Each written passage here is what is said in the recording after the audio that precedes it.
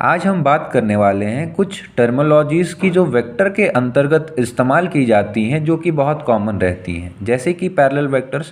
Parallel vectors हमारे पास ऐसे vectors होते हैं, यदि दो वेक्टर हमारे पास सेम डायरेक्शन में है तो वैसे वेक्टर्स को हम पैरेलल वेक्टर्स कहते हैं।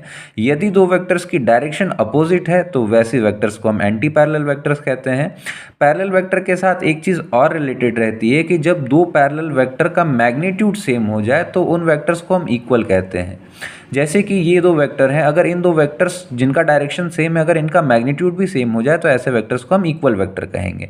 नेगेटिव ऑफ अ वेक्टर क्या होता है? जब हमारे पास दो वेक्टर हैं having equal magnitude but opposite in direction, वैसे वेक्टर्स को हम नेगेटिव वेक्टर कहते हैं। जैसे कि ए उस डायरेक्शन में है, बी उसके opposite direction but equal in magnitude, so negative vector. एक नोट आप और समझ लीजिए कि when two anti parallel vectors have same magnitude they are negative